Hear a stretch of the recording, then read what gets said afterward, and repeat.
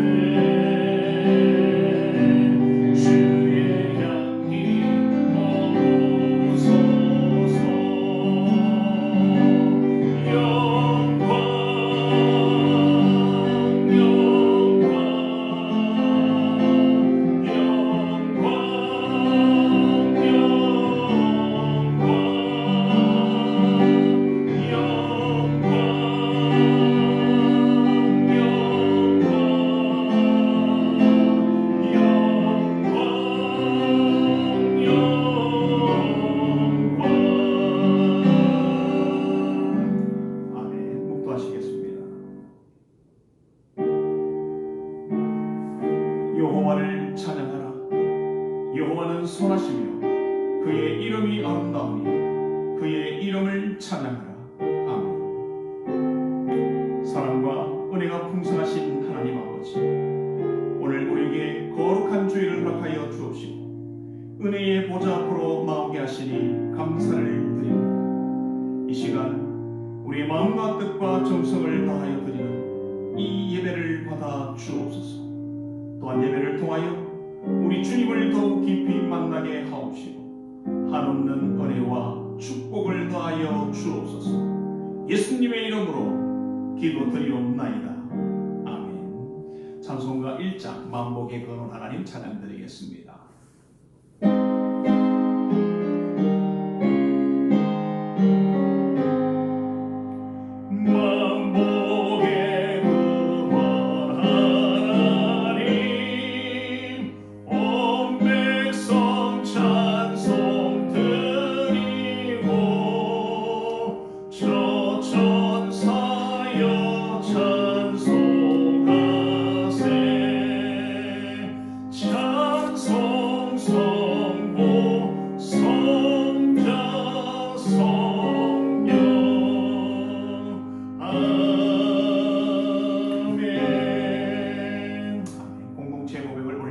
제가 먼저 선포합니다.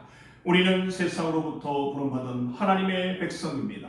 또한 세상으로 보냄받은 예수님의 제자입니다. 하나님을 기쁘시게 하는 예배자가 됩시다.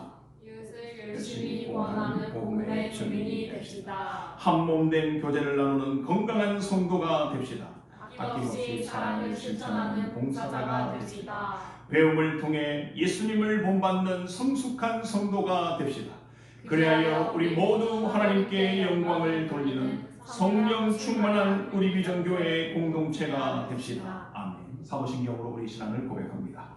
전능하사 천지를 만드신 하나님 아버지를 내가 믿사오며 그 외아들 우리 주 예수 그리스도를 믿사오니 이는 성령으로 잉태하사 동정녀 마리아에게 나시고 본디오 빌라도에게 고난을 받으사 십자가에 못 박혀 죽으시고 장사한 지 사흘 만에 죽은 자 가운데서 다시 살아나시며 하늘에 오르사 전능하신 하나님 우편에 앉아 계시다가 저리로서 산자와 죽은 자를 심판하러 오시리라.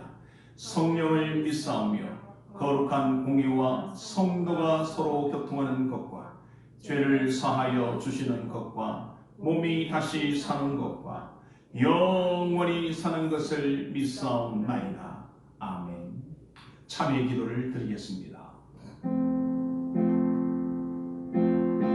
여호와께서 말씀하시되 오라 우리가 서로 변론하자. 너희 죄가 주홍 같을지라도 눈과 같이 희어질 것이 진홍같이 붉을지라도 양털같이 희게 되리라. 사랑과 은혜가 풍성하신 하나님 아버지, 주께서 피 흘려 이루신 그 공로 힘이 오늘도 감히 주님 앞에 나왔습니다. 주 앞에 나올 수 없는 죄인임을 알면서도 있는 모습 그대로 주 앞에 나와 이 시간 참회의 기도를 드립니다. 지난 한 주간도 하나님의 말씀대로 살아가리라 다짐했지만 잘못된 습관과 죄악된 삶으로 하나님의 마음을 아프게 해드렸습니다. 자비와 은혜의 하나님 아버지, 진실한 마음으로 참여할 때 성령의 은혜를 내려 주시옵소서. 오늘 이 시간 깊숙이 숨겨져 있는 은밀한 죄악과 잘못을 아뢰오니 주님의 보혈로 정결케 씻어 성령으로 새롭게 하여 주옵소서. 이 시간 하나님 앞에서 자신만이 아는 죄를 조용히 고백하도록 하겠습니다. 우리 함께 기도하도록 하겠습니다. 아버지,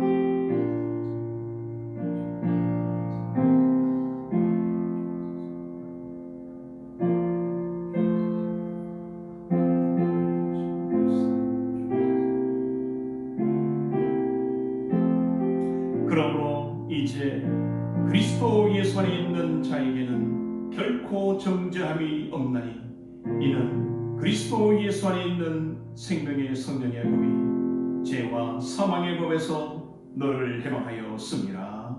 아멘. 자리에 앉으시고요. 찬송가 320장 나의 죄를 정케 하사 찬양하도록 하겠습니다.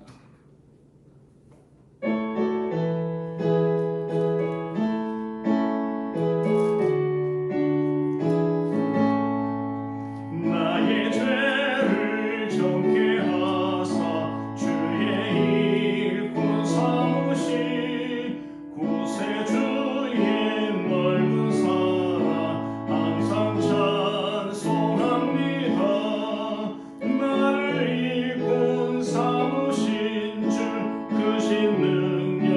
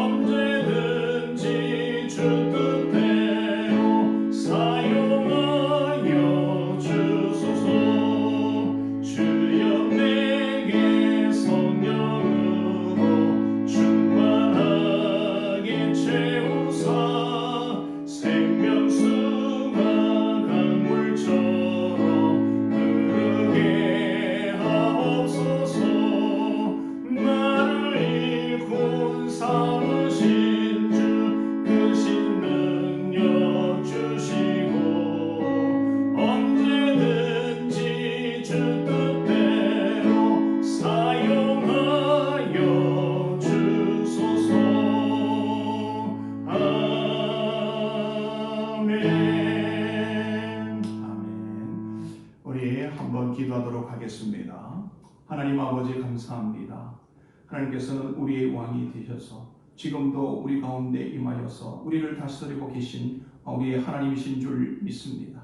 지난 한 주간도 우리 하나님께서 불꽃 같은 눈동자로 지켜 보호해 주시고 또 거룩한 성일을 맞이하여서 주님 전에 나와 예배할 수 있는 은혜 주셔서 감사를 드립니다. 아버지여, 지금 세상이 너무나 어렵고 또 힘든 때를 지나가고 있습니다. 이러한 때에 우리가 다시 한 번 더 하나님을 바라보고 또 우리 자신을 돌아보는 은혜의 시간들이 되게 하여 주옵소서. 우리 속에 있는 모든 죄와 허물들을 깨닫게 하여 주옵시고 주님 앞에 낱낱이 고하는 은혜가 있게 하여 주옵소서. 회개의 끝에 성령을 선물로 주시겠다고 약속하셨사오니 아버지여, 우리 가운데 성령을 부어 주옵소서. 성령의 은혜와 성령의 능력과 성령의 충만함을 허락하여 주옵소서. 이 나라 이 민족을 불쌍히 여기시고 긍휼히 여겨 주시기를 원합니다. 아버지, 코로나 바이러스로 인하여서 고통받고 있는 자들 하나님께서 찾아가셔서 만져주시사 아버지 치유되고 회복되게 하여 주옵소서. 그의 마음들을 위로하여 주옵소서. 현장에서 고생하고 있는 수많은 의사들, 간호사들, 또 아버지 현장에 있는 아버지 공무원들, 아버지 그들을 지켜주시기를 원합니다. 육체의 강건함을 허락하여 주옵소서. 아버지여, 육체의 한계를 뛰어넘는 은혜를 그들에게 허락하여 주옵소서. 아버지, 이 모든 바이러스가 속히 이 땅 가운데서 떠나가도록 하나님 역사하여 주옵소서. 아버지여, 우리 교회를 이 정관 땅에 세워주신 것 감사합니다. 또 우리 교회를 향한 하나님의 놀라운 뜻과 계획이 있는 줄 압니다. 아버지, 우리가 그 뜻과 계획을 깨닫고 또 사명을 붙들고 하나님 앞에 나아가는 교회가 되기를 원합니다. 하나님의 마음을 시원케 하고 하나님께 영광 돌려드리는 교회가 되기를 소원합니다. 장애를 비롯한 많은 여적한 자들을 마음껏 섬기게 하여 주옵소서. 또 아버지여, 우리 교회 주일학교를 주셔서 감사합니다. 영유치부로부터 시작하여서 작년에 이르기까지 모든 아버지 우리 성도들이 주 앞에서 날마다 그 믿음이 자라나게 하여 주옵소서. 서로 돌아보고 사랑과 선행을 격려하며 모이기에 힘쓰는 하나님의 백성들 되게 하옵소서. 아버지요, 우리가 오늘 예배를 올려드립니다. 예배를 수종드는 자들이 있습니다. 구석구석 아버지의 마음을 다해 뜻을 다해 예배를 섬기는 자들 하나님께서 기억하여 주옵시고 아버지 저들의 수고가 헛되지 않게 하여 주옵시며 이 예배가 오직 하나님께만 영광 올려드리는 예배가 되게 하여 주옵소서. 예수님의 이름으로 기도드리옵나이다. 아멘.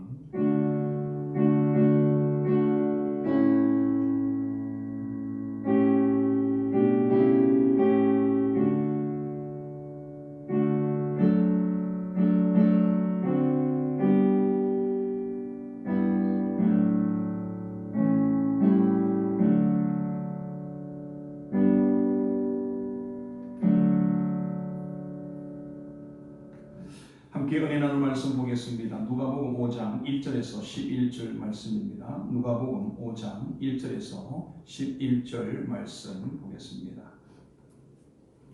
네, 제가 가진 성경으로 신약 성경 95쪽이 되겠습니다. 네, 찾으신 줄 알고 봉독해 올리겠습니다. 제가 봉독해 올리겠습니다. 무리가 몰려와서 하나님의 말씀을 들을새 예수는 게네사렛 호숫가에 서서 호숫가에 배 두 척이 있는 것을 보시니 어부들은 배에서 나와서 그물을 씻는지라. 예수께서 한 배에 오르시니 그 배는 시몬의 배라. 육지에서 조금 떼기를 청하시고 앉으사 배에서 무리를 가르치시더니 말씀을 마치시고 시몬에게 이르시되 깊은 데로 가서 그물을 내려 고기를 잡으라. 시몬이 대답하여 이르되 선생님, 우리들이 밤이 새도록 수고하였으되 잡은 것이 없지만 말씀에 의지하여 내가 그물을 내리리이다 하고 그렇게 하니 고기를 잡은 것이 심히 많아 그물이 찢어지는지라. 이에 다른 배에 있는 동무들에게 손짓하여 와서 도와달라 하니 그들이 와서 두 배에 채우매 잠기게 되었더라.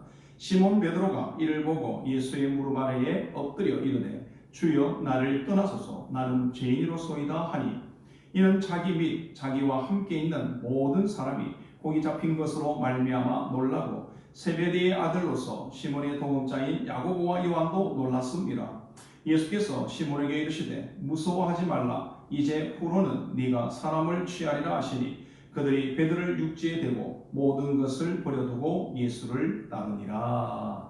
아멘. 네, 오늘도 우리가 또 이렇게 온라인으로 예배를 드립니다. 온라인으로 예배 드리지만 마음과 뜻과 정성을 다해서 예배를 드릴 수 있기를 바랍니다. 오늘 들려지는 이 말씀이 우리에게 꼭 필요한 말씀, 은혜의 말씀이 되기를 소원합니다. 오늘 본문을 가지고 시몬을 제자로 부르심이라는 제목으로 함께 말씀 나누며 은혜 나누도록 하겠습니다.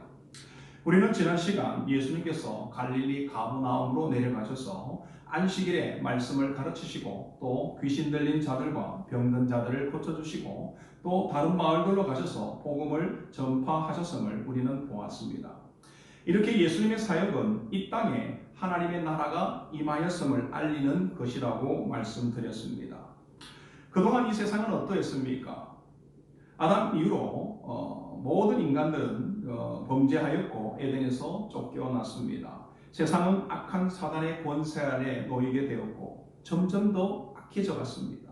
그리고 멸망으로 달려갔습니다. 심판을 피할 수 없게 되었습니다.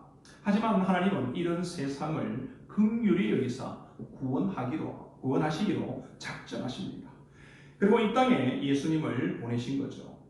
그리고 예수님께서 이 땅에 오실 때에 하나님의 나라도 함께 이 땅에 임하였다라는 것입니다. 그래서 하나님의 나라와 세상의 나라가 이제부터 영적 전쟁을 하게 되었다는 거죠. 오늘 본문은 바로 이 예수님의 사역, 자기 백성을 부르시고 구원하시는 것을 좀 더 구체적으로 보여주는 내용이 바로 오늘 본문입니다. 이후 이들은 어떻습니까? 예수님의 제자가 되어서 예수님과 함께 놀라운 구원 사역에 참여하고 동참하게 됩니다. 예수님께서 자기 백성을 부르시고 또 제자를 삼는 이 과정을 통해서 우리에게 주시는 메시지가 있습니다. 그것들이 무엇인지 우리가 살펴보며 함께 은혜 나누도록 하겠습니다. 첫 번째는요, 예수님은 시몬을 직접 택하여 부르셨다라는 것입니다. 3절 우리 함께 읽도록 하겠습니다. 3절 시작. 예수께서 한 배에 오르시니 그 배는 시몬의 배라. 육지에서 좁은 떼기를 청하시고 앉으사 배에서 무리를 가르치시더니. 아멘. 오늘 본문에 보면 예수님께서 한 배에 오르십니다. 예수님께서 배에 오르신 이유가 뭘까요? 그것은 바로 말씀을 가르치기 위함이었습니다. 이렇게 배에 올라가셔서 이제 앉아서 말씀을 가르치게 되는 것은요, 이미 사람들이 그곳에 많이 모였음을 말씀 안 해주는 것입니다.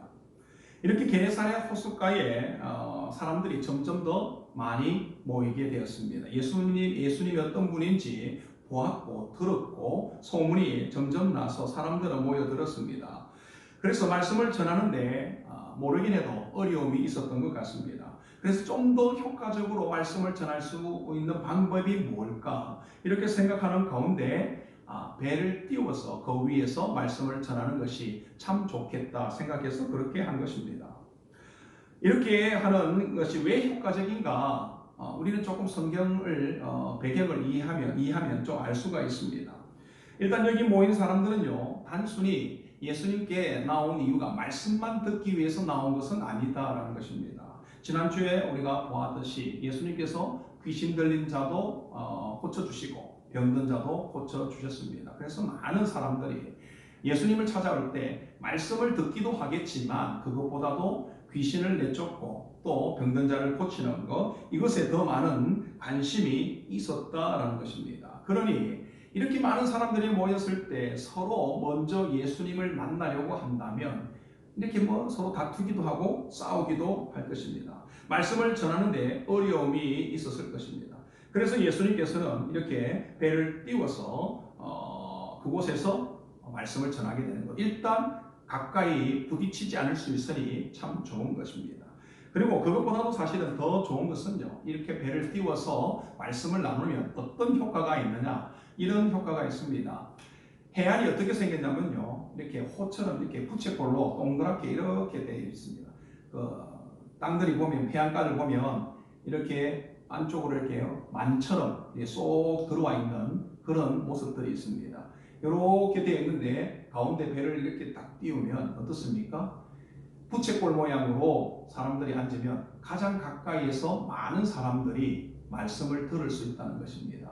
요즘에 이렇게 교회를 보면 본당 구조 가운데 부채꼴로 된 그런 본당들이 많습니다. 그 이유는 가까이, 좀 더 많은 사람들이 가까이서 들을 수 있도록 하기 위해서 그렇습니다. 직사각형으로 되어 있으면 멀리 갈 수 있는데 부채꼴로 되어 있으면 그 사람들이 조금 더 가까이에서 들을 수 있다는 것입니다. 그리고 무엇보다도 이 갈릴리 호수는요, 저 밑으로는 지중해가 있고 저 위로는 헐몬산이 있습니다. 지중해는 뜨겁죠. 따뜻하고 뜨겁습니다. 그리고 헐몬산은 아주 찹습니다. 그러니 이 뜨거운 공기들이 한 번씩 아래에서 위로 이렇게 불어갑니다. 그리고 갈릴리 자체는 아주 해수면보다 아주 낮은 곳입니다. 그래서 골바람들이 자주 생기게 되는데 이 따뜻한 바람들이 위로 올라가면서 이렇게 말씀을 전하면 그 말씀이 바람을 타고 훨씬 더 잘 들리게 된다는 것입니다. 이런 이유들이 있기 때문에 예수님께서 가끔씩 배를 띄워서 그곳에서 말씀을 전하기도 하셨다는 것입니다. 자, 이제 좀 더 말씀의 중심으로 좀 들어가 보도록 하겠습니다.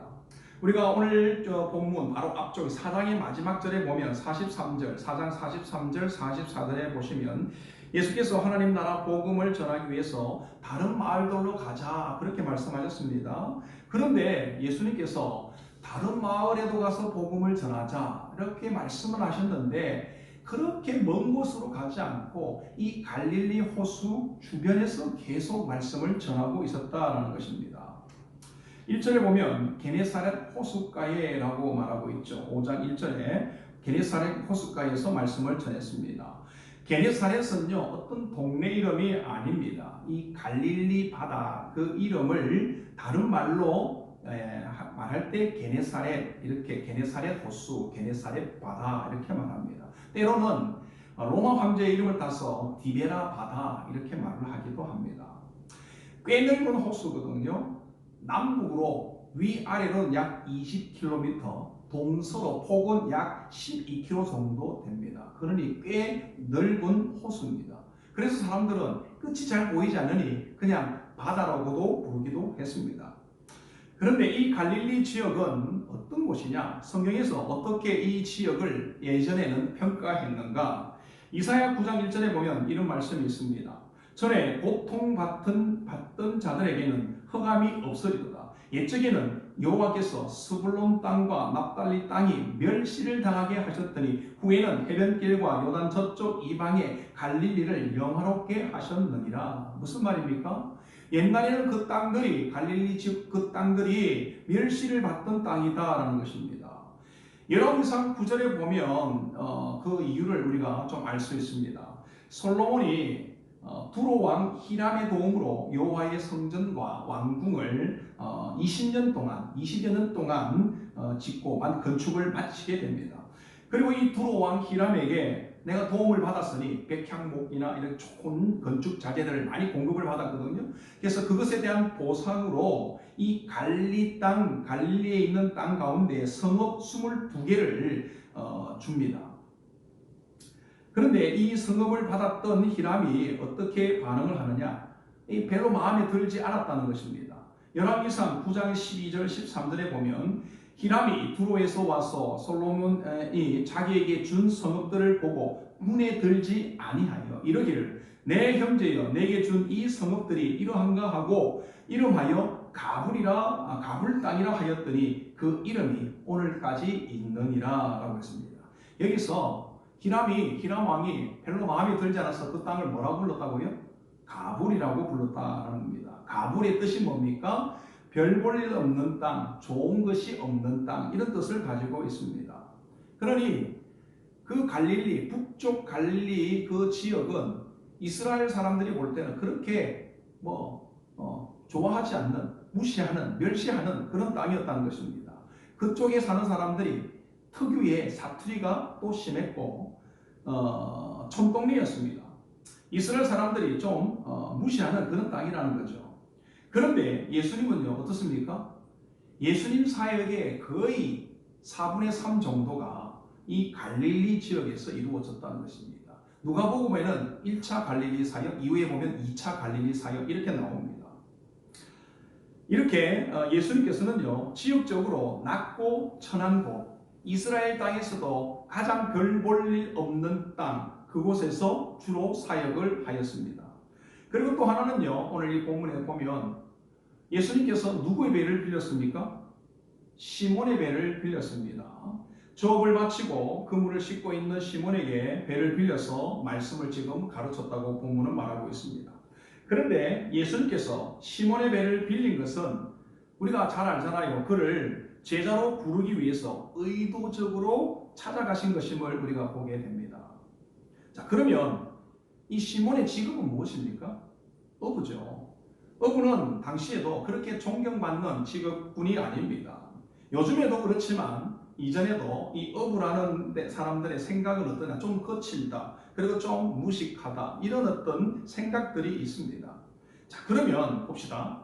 예수님께서 찾아가신 지역, 그리고 사역하신 지역, 또 찾아간 사람, 제자 삼으려고 하는 사람, 이런 사람들이 당시 어떤 평가를 받고 있었습니까? 별 볼 일 없고 무시당하는 땅, 별 볼 일 없고 무시당하는 사람들이었습니다. 예수님께서 이렇게 복음을 전거하고 하나님 나라의 복음을 전하고 또 구원받는 백성을 택함에 있어서 이런 지역과 이런 사람들을 찾는 것에는 중요한 원리가 있다는 것입니다. 먼저는요, 구원에는 차별이 없다라는 것입니다. 사람들은 생각합니다. 야, 이런 지역 사람들, 이런 지역, 또 이런 사람들이 구원받을 수 있다면, 은혜를 받을 수 있다면 구원받지 못할 지역, 구원받지 못할 사람이 없다라고 생각하는 것입니다.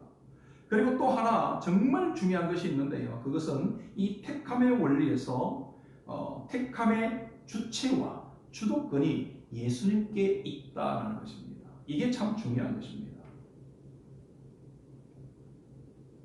내가 주님을 택한 것이 아니다라는 것입니다. 예수님이 나를 먼저 택하여 주셨다라는 것입니다. 일반적으로 중국 영화를 보면 제자가 스승을 찾는데 우리 본문에서는 스승이 제자를 택한 것입니다. 그러면 택함을 받은 사람은 어떻게 반응해야 됩니까? 감사함으로 받아야 되는 것입니다. 그것이 바로 예수님의 이 택함에 믿음으로 반응하는 자세인 것입니다. 내가 주님을 택한 것이 아니라 주님이 나를 택했다는 거죠. 그러니 그 택함 받음에 대해서 우리는 어떻게 반응해요? 왜 나를 택합니까? 이게 아니라 그 택함에 대해서 감사함으로 받아야 된다는 것입니다. 자, 따라서 우리는 날마다 영적 주도권의 싸움을 해야 하는 것입니다. 내가 무엇을 하든 무엇을 하든 먼저 하나님께 묻고 또 주도권을 하나님께 내어놓는 이것이 바로 영적 전쟁입니다. 따라서 우리가 교회를 선택함에도 내가 교회를 선택하는 것이 아니라 주님이 필요로 하는 교회로 우리는 가야 합니다. 내가 학교를 선택하는 것이 아니라 주님이 기뻐하는 학교로 우리는 택함을 받아야 됩니다. 배우자를 택함에 내가 좋아하는 사람을 택하기보다 하나님이 좋아하는 사람, 기뻐하는 사람을 우리는 택해야 됩니다. 이렇게 말씀을 드리면 별로 기분이 안 좋으실 분들이 있을 줄 압니다. 그럼 나는 뭐합니까? 이런 생각을 가지죠. 그러면서 이렇게 묻는 사람이 있을 수 있습니다. 아니 목사님, 저는 저 사람 별로 안 좋거든요. 정말 싫은데 아니 하나님이 좋다고, 하나님이 괜찮다고 내가 꼭 그 사람과 결혼을 해야 됩니까? 내가 그 사람과 친해야 됩니까? 예, 그런 일은 거의 없습니다. 내가 정말 싫어하는데 하나님께서 그 사람과 결혼해라. 그런 일은 특별한 이유가 있지 않으면, 사명이 있지 않으면 그렇게 하나님께서는 하지 않습니다. 호세아처럼 이렇게 가능한 여인을 가서 데려와라, 꼭 아내 삼아라. 이건 특별한 것이 있을 때 그렇고 하나님은 인격적이시기 때문에 결코 그러지 않습니다. 오히려 만약에 그런 일이 있다면 하나님께서 그를 왜 그가 좋은지를 그 좋은지에 대해서 우리를 설득하신다는 것입니다. 인격적인 분입니다. 그래서 꼭 필요하다면 나를 설득합니다. 그 사람이 왜 좋고 너에게 왜 꼭 맞는 사람인지, 그래서 그와 결혼한 것이 너를 위한 일이다. 이것들을 깨닫도록 끊임없이 설득하십니다. 설득이 안 되면 결혼 안 하면 돼요. 하나님 그렇게 억지로 시키지 않습니다. 그러니 우리가 이해가 되고 마음의 용납이 될 때까지, 또 사랑하는 마음이 생길 때까지 기도하며 기다리면 되는 것입니다. 기도하며 기다리면도 안 된다. 그러면 아닌 거예요. 하나님이 그렇게까지 하라고 하지 않습니다. 중요한 것은 내가 왕이 아니라 주님께서 왕이시다는 것입니다. 내가 주인이 아니라 주님이 주인이시다라는 것입니다. 그러니 우리가 이 땅을 살아가면서 우리의 주도권이 나에게 있는 것이 아니라 주님께 있어야 한다라는 것입니다. 우리는 이것을 잘 놓치고 살고 있습니다. 내가 주인이 되고 내가 왕이 되어서 주님, 내가 필요한 것 이것을 채워 주십시오. 이걸 해결해 주십시오. 그럼 내가 모든 것들 다 하면서 그냥 주님은 나의 필요를 채워주는 분, 이렇게 우리가 생각하는 경우가 많은데 여러분 그렇지 않습니다. 주도권은 하나님께 있습니다. 주도권은 주님께 있는 것입니다. 사랑하는 여러분, 삶의 주도권을 하나님께 또 우리 주님께 내어드릴 수 있기를 주님의 이름으로 축원합니다. 두 번째는요, 예수님은 시몬을 변화시킨다라는 것입니다. 4절, 5절, 우리 2절 한번 읽도록 하겠습니다. 시작. 말씀을 마치시고 시몬에게 이르시되 깊은 데로 가서 그물을 내려 고기를 잡으라. 시몬이 대답하여 이르되 선생님이여 우리들이 밤이 새도록 수고하였으되 잡은 것이 없지만은 말씀에 의지하여 내가 그물을 내리리다 하고. 아멘. 우리는 예수님께서 시몬을 택하시고 구원하시기 위해서 먼저 찾아가셨음을 보았습니다. 그런데 예수님은 시몬을 찾아 그를 구원할 뿐만 아니라 주의 일을 감당할 제자로 만드신다는 거죠. 즉 변화시킨다는 것입니다. 시몬에서 베드로로 변화시킨다라는 것입니다. 고기 잡는 어부를 사람을 취하는 전도자로 변화시킨다라는 것입니다. 그러면 우리는 먼저 시몬이 어떤 사람인지를 좀 알아야 합니다. 시몬도 원래 어떤 사람이냐? 예수님을 만나기 전에, 예수님을 믿기 전에 그는 우리와 똑같이, 아니 세상 사람들과 똑같이 죄와 허물로 죽었던 사람입니다. 죽었던 자예요. 그런데 주님의 택함을 받고 구원함을 얻은 것입니다. 그리고 나아가서 주님의 제자가 되는 그 복을 받게 되었습니다. 복음을 전하는 전도자가 되는 거죠. 자, 그런데 시몬이 그냥 베드로가 될까요? 그냥 시몬이 자기 노력으로 베드로가 되느냐? 그렇지 않다라는 것입니다. 예수님께서 시몬을 찾아가셔서 그를 택하시고 또 설득하시고 변화시키신다라는 것입니다. 예수님에 대한 믿음을 가지게 하고, 그래서 순종의 자리로 나아가게 하고, 회개의 자리로 나아가게 하고, 회개의 자리로 나아가게 한다라는 것입니다. 또 모든 것을 버려두고 예수님을 따르는 제자가 되게 하신다라는 것입니다. 오늘 4절, 5절을 좀 자세히 보면 쉽게 이해가 되지 않는 내용들이 있습니다. 랍비인 예수님께서, 말씀을 전하는 랍비인 예수님께서 어부인 시몬에게 깊은 데로 가서 그물을 던져라. 여러분, 이게 사실은 가만히 생각해 보면 좀 이해가 잘 안 되는 부분이죠. 예를 들면 한번 볼까요? 저는요, 목회만 했지 다른 거 잘 못합니다. 특히 음식에 대해서는 젬병이죠. 아무것도 잘 할 줄 모릅니다. 한 번은요, 저희 아내가 아파서 콩나물국을 끓여야 되는데, 제가 콩나물국을 끓이는데 콩껍질도 벗기지 않고 그냥 툭툭 털어가지고 끓인 적이 있습니다. 그런데 제가 아내가 음식을 만드는데, 그렇게 하지 말고 좀 이렇게 하면 되잖아, 이렇게 말하면 저희 아내가 좋아할까요? 아내는 아마 그럴 겁니다. 도와주지 못하면 가만히라고 있지, 이래라 저래라 하면 내가 기분이 나쁘잖아, 그렇게 말할 수 있습니다. 어부인 시몬도 그런 마음일 수 있죠.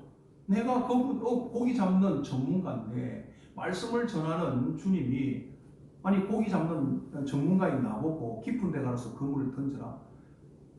자기가 생각할 때는 깊은 곳에 지금 이 시간에는 물고기가 없는데, 잘 살지 않는데 왜 깊은 데 가서 그물을 던져라. 말도 되지 않는 소리 하지 마. 이렇게 반응할 수 있다는 것입니다. 그런데 지금 베드로가 어떻게 반응합니까?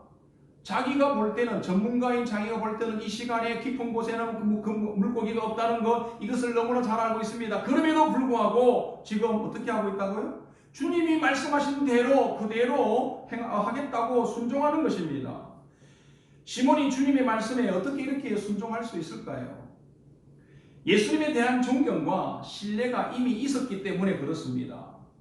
시몬은 만약 다른 사람이 말했다면 내가 가만히 있지 않겠지만 내가 사랑하고 내가 신뢰하고 내가 존경하는 주님이 말씀하시니 You say so. 주님이 말씀하시니 그러면 제가 한번 그렇게 하겠습니다. 그런 거죠. 저도 웬만한 사람이 저에게 목회에 대해서 이렇게 하시면 좋을까요? 저렇게 하면 좋을까요? 뭐 그렇게 저에게 말을 한다면 웬만하면 잘 듣지 않습니다. 하지만 제가 사랑하고 존경하는 정필도 목사님 또는 옥하는 목사님이 말씀하시면 때로 내 생각과 다르더라도 예, 제가 그렇게 하겠습니다 라고 순종합니다. 이미 시몬의 마음에는 주님에 대하여서 이런 사랑하고 존경하는 마음, 신뢰하는 마음이 이미 그 속에 있는 것입니다. 주님은 하나님의 아들이요 믿음의 대상임을 분명히 알고 있다라는 거죠. 자, 그럼 시몬이 그냥 이런 믿음이 생겼는가? 또 이런 순종을 할 수 있게 되었는가? 아니라는 것입니다. 성경을 보면 사실 시몬이 예수님을 만난 것이 오늘 이 본문이 처음이 아니에요. 이 본문을 우리가 처음이라고 생각하는 경우가 있는데 처음이 아니다라는 것입니다. 먼저는 요한복음 1장 42절에 보면 이런 말씀이 있습니다. 데리고 예수께로 오니 예수께서 보시고 이르시되 네가 요한의 아들 시몬이니 장차 게바라 하리라 하시니라. 게바는 번역하면 베드로라. 베드로의 형제가 바로 누구냐? 안드레입니다. 그런데 안드레는 세례 요한의 제자였습니다. 그런데 세례 요한이 말하기를 나는 곧 주님이 오신다. 나는 그의 신발끈을 들 수도 없는 그런 사람이다. 그러면서 예수님을 소개합니다. 구원자로 오시는 분이 있다. 그랬더니 요한의 제자였던 안드레가 예수님을 찾아가서 만납니다. 그리고 내가 주님을 만났다 하면서 집에 가가지고 형제인 베드로를 이렇게 데려간 거죠. 그래서 예수님을 만난 겁니다. 그런데 베드로와 안드레 중 누가 형일까요? 성경에는 정확하게 나와 있지는 않습니다. 하지만 마가복음 1장 29절 오늘 본문하고 비슷한 지난주 본문하고 비슷한 공간 복음인데요. 1장 29절 하반절에서 30절 상반절에 보면 이런 말씀이 있습니다. 시몬과 안드레의 집에 들어가시니 시몬의 장모가 열병으로 누워 있는지라. 이것을 보면 베드로가 형이 아닐까 이렇게 판단하는 거죠. 네. 둘이는 형제고요. 베드로는 결혼을 했습니다. 안드레는 아직 결혼을 하지 않았다는 것입니다. 그런데 요한이 예수님을 소개한 거죠. 그래서 안드레를 따라서 예수님을 만난 것입니다. 그랬더니 예수님께서 말씀하신 거죠. 네가 장차 이제는 시몬이 아니라 앞으로는 게바가 될 것이다. 그렇게 말합니다. 그래서 예수님을 만났어요. 그리고 지난주 본문에 보면 방금 마가복음 읽었던 것과 똑같은 병행 본문이죠. 시몬의 집에 예수님께서 찾아오셔서 그 장모의 열병을 고쳐 주십니다. 그 두 번째 만났습니다. 그리고 오늘 본문은 세 번째 만남이에요. 근데 여기서 한번 우리가 잘 보십시오. 첫 번째 안드레 동생 안드레를 따라서 예수님을 만났는데 예수님의 말씀이 내가 전에 듣던 말씀과 달라요. 벌써 그 능력이 말씀의 능력이 임하니까 이분이 정말 하나님의 아들이구나 이런 마음이 들었겠죠. 따라가고 싶은 마음이 있습니다. 그런데 베드로는 결혼했잖아요. 제자들 가운데 유일하게 결혼한 걸로 나오는데요. 그러니 쉽게 예수님을 따라가지 못하는 것입니다. 다시 일상으로 돌아왔습니다. 그런데 예수님께서 또 자기 집에 들어와서 자기 장모의 열병 조금 있다가 어떻습니까? 수많은 사람들이 찾아오니까 병든 자도 고쳐주고 귀신 들린 자들의 귀신도 내쫓아주는 능력들을 보았습니다. 그러니 예수님이 어떤 분이라고 아느냐? 하나님의 아들이다 알아요. 그리고 그분을 따라가고 싶은 마음도 있는 것입니다. 하지만 시몬은 마음은 예수님이 참 대단하신 분이구나. 내가 이분을 따라가면 참 좋겠다. 이런 마음은 있습니다. 그럼에도 불구하고 선뜻 따라 나서지 못하고 있다는 것입니다. 모르긴 해도 시몬은 결혼했고 부양의 가족들도 있었기에 따라가는 것이 결코 쉽지 않았다라는 것입니다. 무엇보다도 내가 지금까지 생활해왔던 이 생활들, 누렸던 이 모든 것들을 내려놓는다는 것, 이게 어려운 것입니다. 예수님을 따라 나서기 위해서 나의 발목을 붙들고 있는 이것들을 떨쳐버려야 하는데 지금 베드로는 떨쳐버리지를 못하는 것입니다. 그래서 예수님은 이 시몬의 발목을 붙잡고 있는 이것을 떨쳐버리고 주님을 따르는 제자가 되게 하기 위해서 오늘 다시 베드로를 찾아서 지금 설득하고 있는 것입니다. 그 결정적인 것이 바로 오늘 만남이죠. 이미 두 번을 만났다고 했습니다. 그래서 배를 빌려달라고 할 때도 선뜻 빌려주었던 거죠. 이것도 사실 그렇잖아요. 아니 전혀 모르는 사람이 배 좀 빌려달라고 하면 누가 빌려주겠어요? 그런데 이미 시몬은 예수님이 어떤 분인지를 잘 알고 있습니다. 그리고 말씀을 마치시고 깊은 데로 가서 그물을 던지라니 이것도 마찬가지죠. 다른 사람이면 몰라도 주님이 당신이 말씀하시니 그렇게 하겠다는 것입니다. 베드로의 순종은요, 물고기를 많이 잡을 것이라는 그런 기대를 가지고 순종하는 것일까요? 아니면 그저 내가 사랑하고 주님을 신뢰하고 존경하기 때문에 존경한다는 의미로 순종하는 걸까요? 물고기가 많이 잡힐 것이라고는 베드로는요, 사실 전혀 기대하지 않았을 것입니다. 그런데 생각지도 못하게 물고기가 잡힌 거예요. 그것도 몇 마리가 아니라 엄청난 물고기를 잡게 됩니다. 옆에 있는 동료들을 불러와서 그물을 올렸더니 배가 막 거의 물에 잠기게 되었다. 이 정도로 물고기가 잡혔습니다. 물론 예수님은 지난밤에 베드로가 그물을 던질 때 물고기가 한 마리도 잡히지 못하도록 하였습니다. 왜요? 오늘 만나서 제자로 불러야 되니까. 결정적인 만남을 오늘 가지려고 했기 때문에 예수님께서 이미 손을 썼을 수도 있습니다.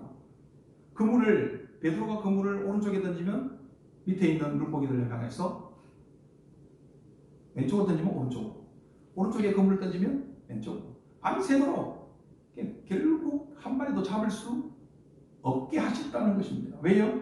한계의 경험을 하게 하신 겁니다. 그리고 몇 번의 만남을 통해서 이 시몬은 예수님께서 어떤 분인지를 알게 되었습니다. 하나님의 아들인 것도 알고 귀신을 내쫓는 능력, 병든 자를 고치는 능력을 가진 분이란 것을 알았습니다. 이분을 따라가면 좋겠다는 생각도 했습니다. 그리고 시몬이 순종할 때 주님을 존경하는 마음으로 순종했더니 엄청난 물고기에 잡히는 이 기적도 경험하게 되었습니다. 이 과정을 통해서 예수님은 이 시몬을 그 붙들고 있는 것들을 떨쳐버리고 시몬이 게바가 되도록 베드로가 되도록 하고 있다는 것입니다. 그를 붙들고 있던 세상의 어떤 그것들을 떨쳐버리고 이제는 하나님의 통치 안으로 들어가도록 하고 있다는 것입니다. 그래서 보면 우리가 오늘 본문에 보면 놀라운 시몬의 반응이 있지 않습니까? 어부의 가장 큰 기쁨이 무엇입니까? 물고기 많이 잡는 거죠. 물고기 많이 잡고 만선을 하는 것, 이게 기쁨일 것입니다. 근데 지금 어떻습니까? 예수님의 말대로 했더니 그런 만선의 기쁨을 얻게 되었습니다. 그러면 보통 어떻습니까? 그 기쁨을 나누기 위해서 어떻게 할까요? 집으로 가겠죠. 아니면 사랑하는 사람에게 갈 것입니다. 이게 아주 자연스러운 순리입니다. 그런데 전혀 이해할 수 없는 행위를 지금 시몬이 하고 있죠. 지금 세상에서 얻을 수 있는, 어부가 얻을 수 있는 가장 복된 것, 만선의 기쁨을 가졌음에도 불구하고 갑자기 예수님 발 앞에 무릎 꿇고 엎드려서 주여 나를 떠나소서 나는 죄인으로서이다 이렇게 고백하는 것입니다. 왜 이런 고백을 하는 걸까요?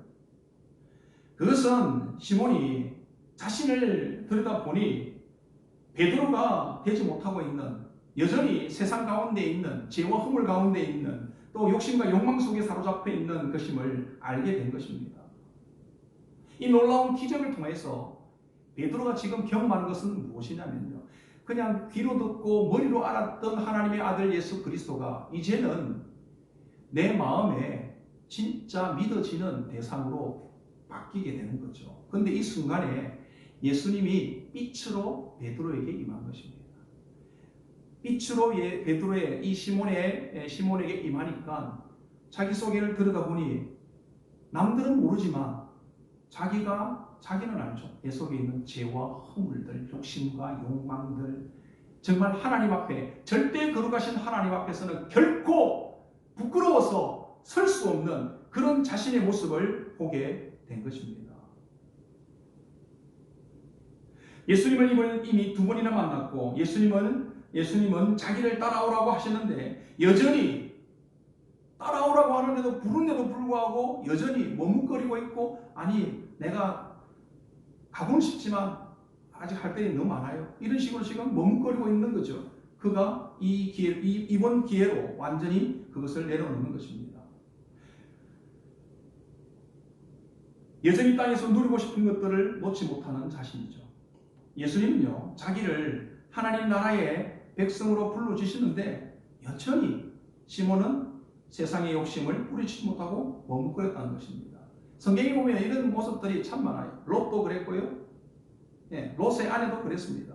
가론주도도 그랬고요. 데마도 그랬습니다. 그리고 지금도 많은 사람들이 말씀을 통해서 하나님이 누구신지 예수님이 누구신지 알아요. 또 하나님의 나라로 부르심을 받습니다. 청함을 받았습니다. 청함을 받았는데 정말 그 자리에 앉지 못한 자들이 많습니다. 여전히 세상의 것들에 얽매여서 머뭇거리고 있는 자들이 꽤나 많이 있다라는 것입니다.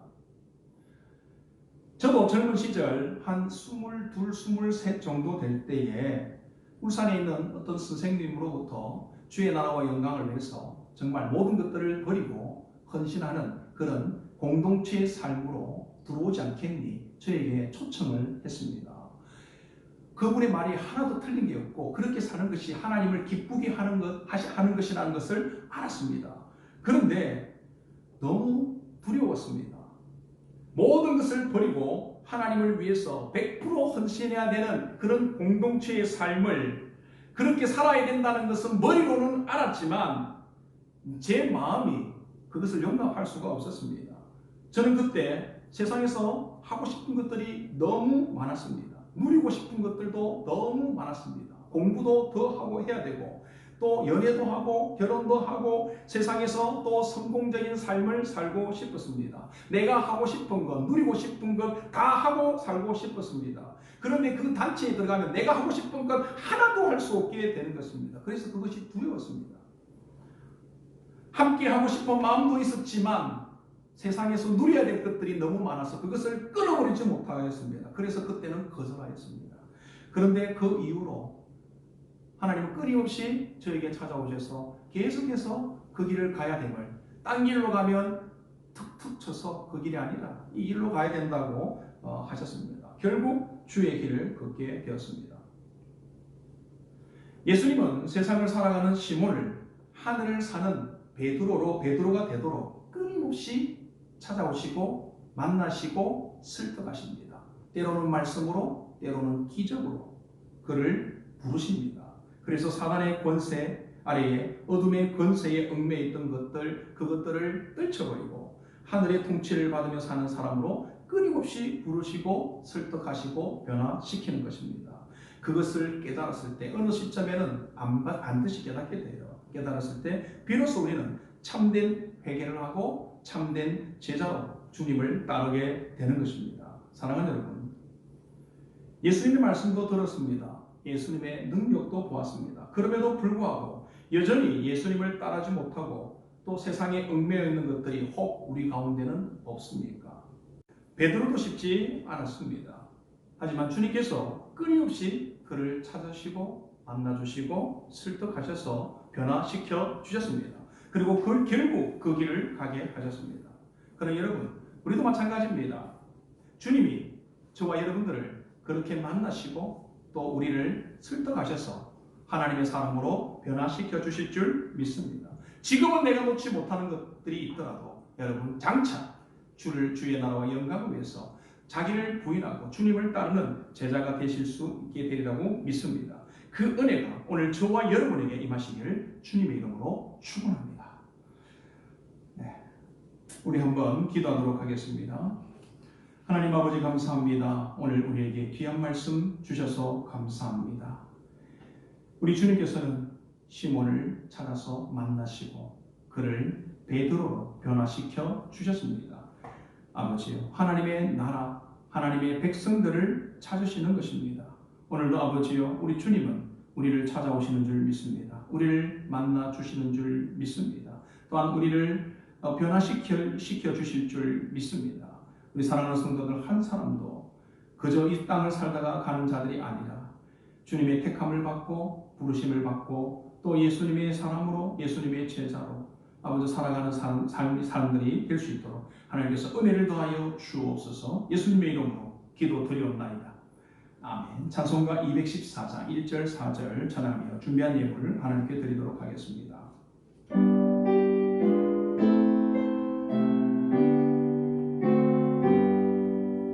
나의 생명 드리니 주여 받아주셔서 세상 살아갈 동안 찬송하게 하소서. 나의 신앙 드리니 주여 받아주셔서 평생토록 주 위에 봉사하게 하소서. 아멘. 공기도 드리겠습니다. 하나님 아버지 감사합니다. 오늘도 하나님께서 우리를 불꽃 같은 눈동자로 지켜보여 주시고 하나님께서 우리를 택하시고 우리를 찾으시고 우리를 불러주신 줄 믿습니다.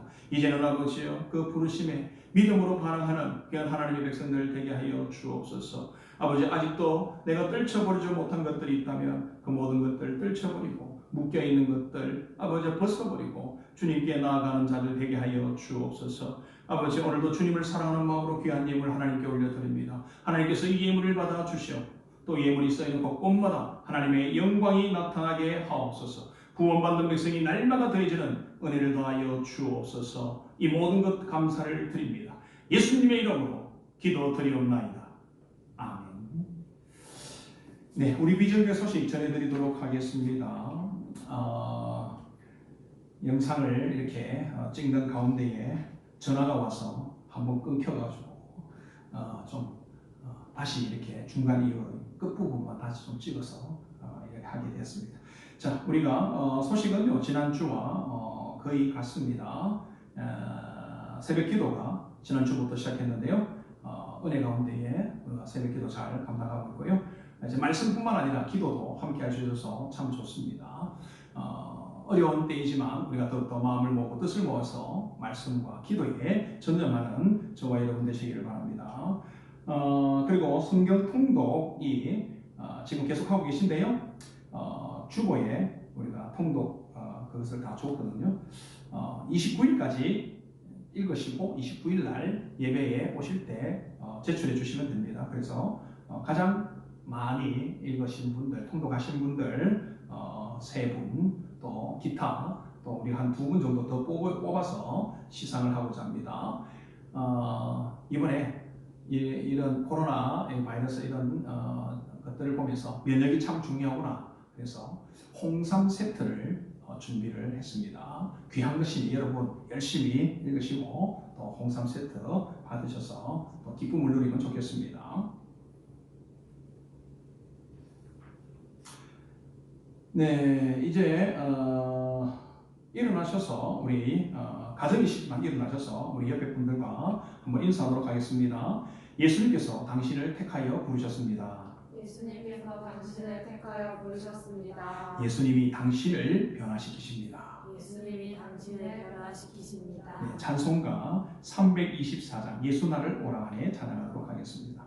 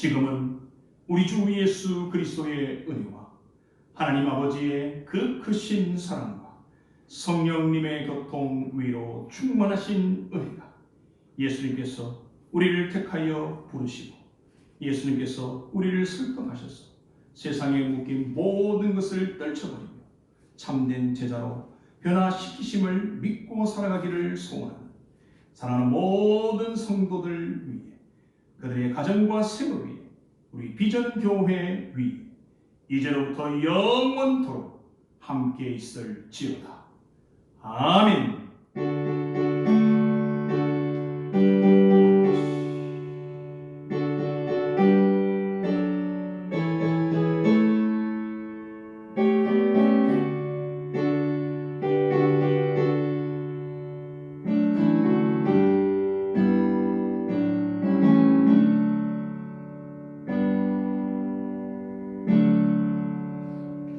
마지막 우리 성령 찬양하겠습니다. 이런 교회 되게 하소서. 우리 찬양합시다.